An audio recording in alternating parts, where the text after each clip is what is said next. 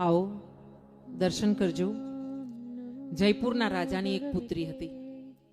राजाने एक पुत्री हती ने एनो लग्न करोली राजस्थान में थयुं हतुं। आ वात छे मदन मोहनजीनी के विधर्मीओए आपड़ा मंदिरो तोड्या ने त्यारे आपड़ा सनातन धर्मना अमुक संतोए एवुं विचार्युं के आपड़ा मथुरामां, गोकुळमां, वृंदावनमां जे भगवानना विग्रह छे ने, मूर्तिओ छे ने, ए बधी आपणे क्यांक संताड़ी दઈએ तो आ विग्रह बची जाय अने आपड़ा सनातन धर्ममां फरीथी एना दर्शन भक्तोने थाय, एमना आशीर्वाद मळे भक्तोने।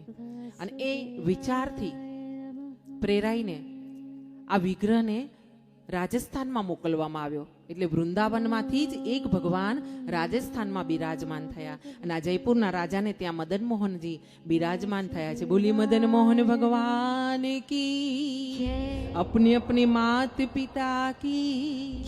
હું વારે વારે માતા પિતાની જય બોલાવીશ। કેમ કે એમણે સંસ્કાર નહીં આપ્યા હોતે ને આપણે દૂધમાં, ગળથુથીમાં, તો આપણે અહીંયા અત્યારે બેઠા ના હોતે। हाँ, આપણે કંઈક બીજું જ વિચાર્યા હોતે કે ચાલો બહાર જઈને થોડોક નાસ્તો કરી આવીએ, સવાર સવારમાં ભૂખ લાગી છે। હા, આપણા મા બાપની જયકાર છે, એમના પુણ્ય પ્રતાપે આપણે અહીંયા બેઠા છીએ। હા, અને એટલે વારે વારે મારા મુખેથી જ્યારે હું બોલું ને કે મા બાપની જય, માતારામની, પિતારામની જય, ત્યારે બરાબર મોટા અવાજે બોલવાનું, જય જય। બોલી अपनी अपनी मात पिता की जय। जय हो, जय हो, તમારી જય હો। અહીંયા જયપુરના રાજાની પુત્રી છે, કરોલીમાં રાજસ્થાનમાં વિવાહ થવા જઈ રહ્યા છે। રાજાએ વિચાર્યું કે દીકરીને પૂછ્યું, રાજાજી છે, સામાન્ય માણસ પણ પોતાની પુત્રીને પૂછે છે કે બેટા તારા લગ્નમાં શું શું તારે જોઈએ છે, તું મને કહે, હું તારી વ્યવસ્થા કરીશ। માતારામ ને પિતારામ આવી રીતે પૂછે છે દીકરીઓને। અને ઘણી એવી ડાહી દીકરીઓ હોય, મારી માનસીબેન જેવી, કે જે એમ કે મમ્મી મારે કશું નથી જોઈતું, તારા આશીર્વાદ બહુ છે। હા, એટલે આવી દીકરીઓ બહુ ઓછી હોય છે। નહીતર મેં એવી કરિયાવરમાં દીકરીઓ જોઈ છે કે જે બે બે પટ્ટીના હાર ને સોનાની લગડીઓ લઈ લઈને માતા પિતા પાસેથી માંગણી કરી કરીને પરાણે પોતાના દાયજા લઈ જાય છે અને પછી 6 મહિનામાં વિધવા થતી મેં એ દીકરીઓને જોઈ છે મારા યજમાનોને ત્યાં।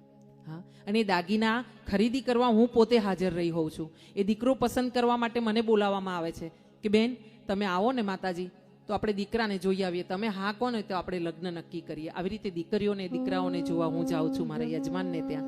અને ભગવાને એટલી લાયકાત કેળવી આપી છે કે હું યજમાનને કહું છું કે હા, અને એ લોકો પોતાની દીકરીઓના લગ્ન નક્કી કરે છે દીકરાઓ સાથે।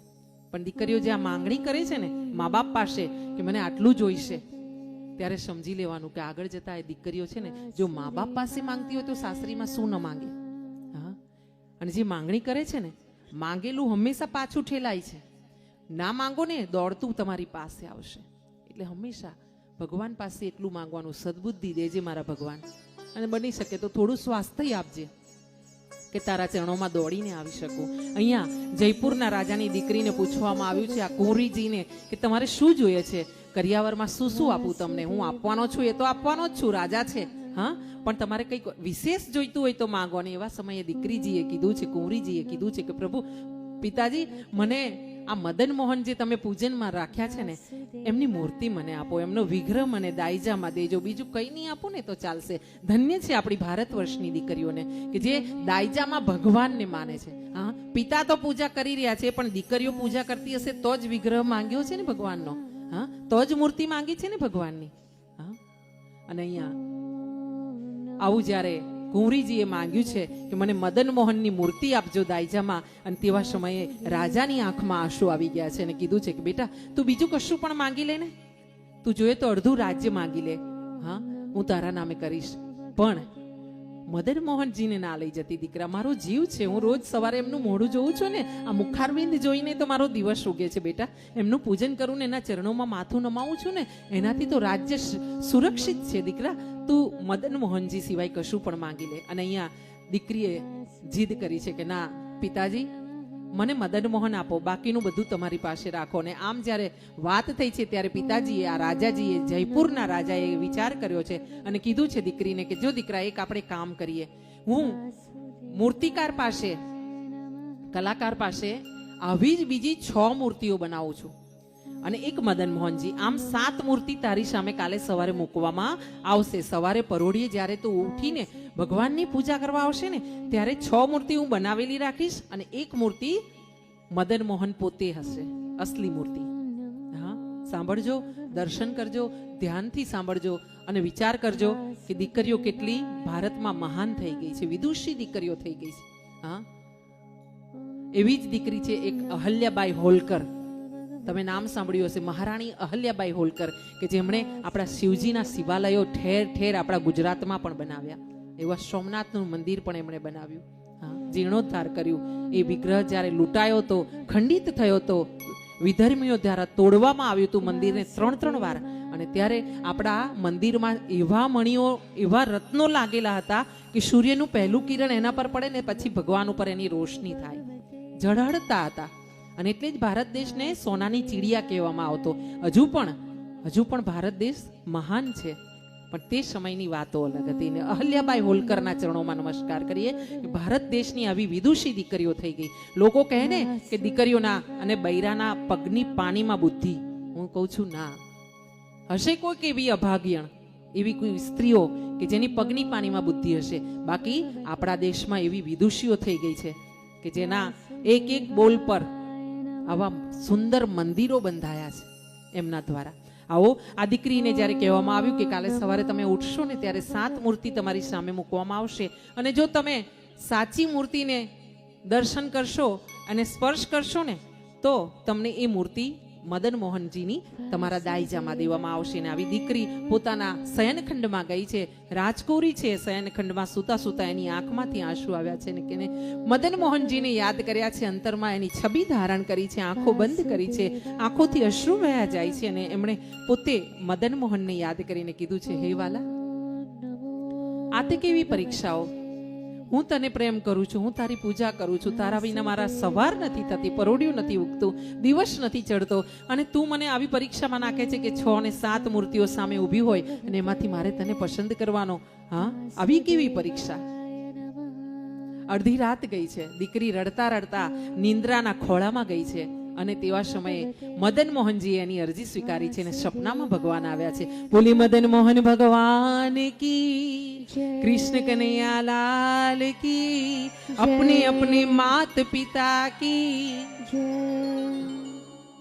અહીંયા મદન મોહનજી કુંવરીજીના સપનામાં આવ્યા છે. સપનામાં કીધું છે કે તારો એકલું મન નથી, તારે એકલાએ જ મને લઈ જવાનું મન નથી. સાંભળજો, મદન મોહનજી કહી રહ્યા છે રાજકુરીજીને કે તારે એકલાએ જ જવાનું મન નથી.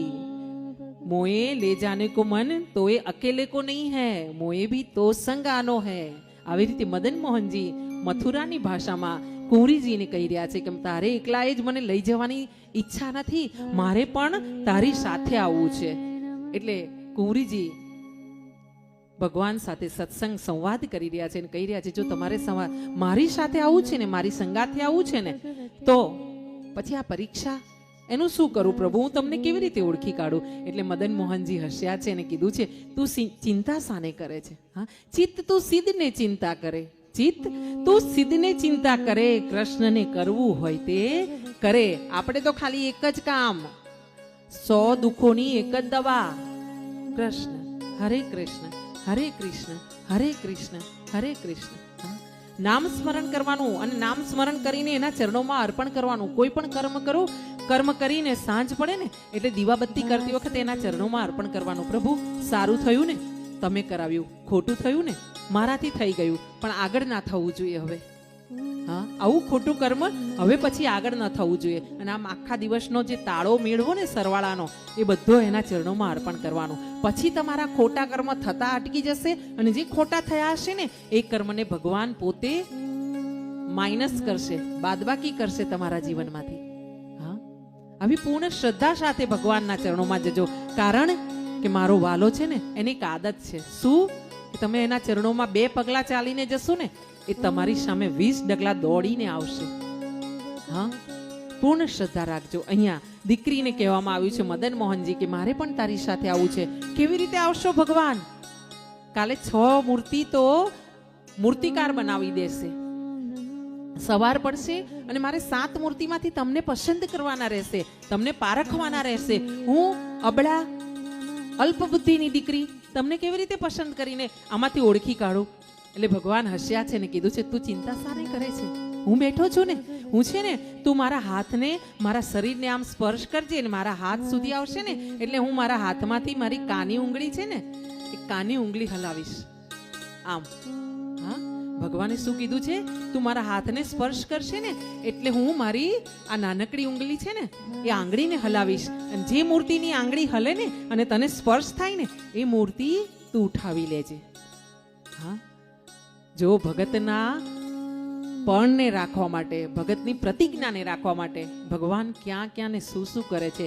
એક સમય હતો કે ભીષ્મ પિતામહને યુદ્ધ મેદાનમાં ભગવાને વચન આપ્યું હતું કે હું શસ્ત્ર નહીં ઉઠાવું. ભીષ્મ પિતામહે પ્રતિજ્ઞા લીધી હતી કે જો હું તને શસ્ત્ર ના ઉઠાવડાવું તો હું ભીષ્મ પિતા નહીં, મારું નામ બદલી નાખું. હા, અને ભગવાને એમની પ્રતિજ્ઞા રાખવા માટે પોતે રથનું પૈડું લઈને દોડ્યા હતા પ્રભુ. હા, આ મોરલી વાળો. હા, ભગતના પણને રાખવા માટે દોડે ને એ કૃષ્ણ. હા, ભગતની પ્રતિજ્ઞાને જે પાળે ને એ કૃષ્ણ.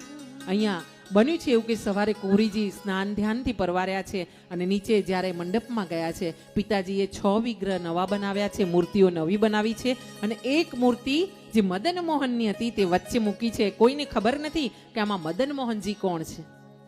એકદમ આબેહૂબ પ્રતિકૃતિ બનાવવામાં આવી છે 6 ભગવાનની.